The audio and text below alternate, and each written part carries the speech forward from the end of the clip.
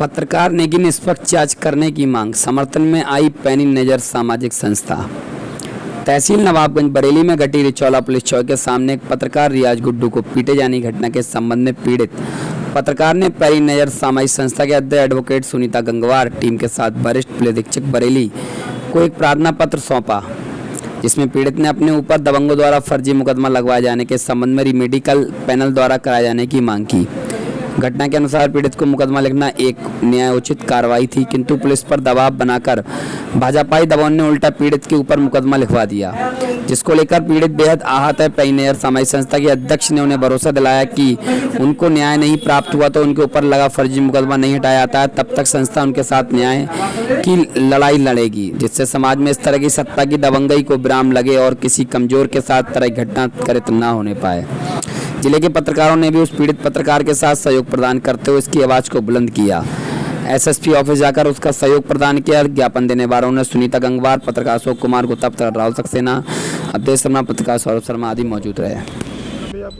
मेरा नाम रियाज गुड्डू अंसारी है और मैं कारवा टीवी चैनल का पत्रकार हूँ। क्या मामला आपके साथ क्या हुआ? मामला देखिए, आप सभी को पता होगा, कुछ दिन पहले हमारे पत्रकारों ने खबर को प्रकाशित किया था।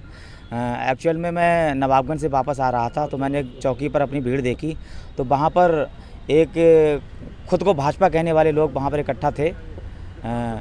कौन सी भीड़ थी?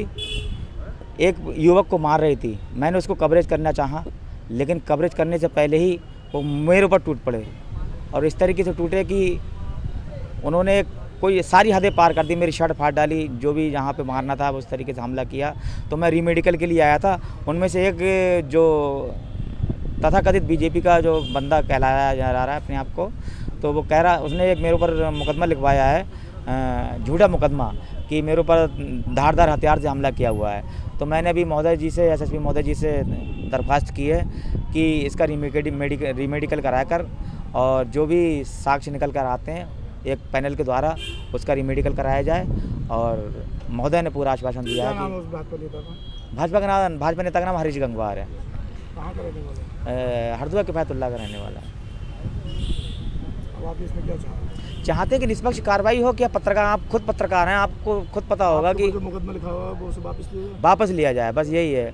अगर पत्रकार हमला तेजधार हथियार रखने लगे तो फिर कलम की क्या ज़रूरत है, माइक की क्या ज़रूरत है, माइक आईडी की क्या ज़रूरत है?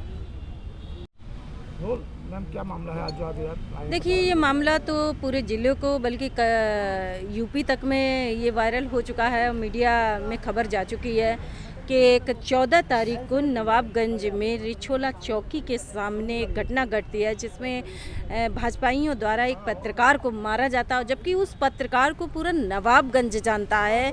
एक लव जिहाद कह के उसको मारा गया है। बड़े अफसोस की बात है कि आज तक नवाबगंज में इस शब्द का उच्चारण नहीं हुआ था, ये शब्द नवाबगंज में आया नहीं था, भले ही सरकार किसी की भी रही हो, लेकिन आज पहली बार वहाँ पर इस शब्द के आड़ में एक पत्रकार को मारा गया है।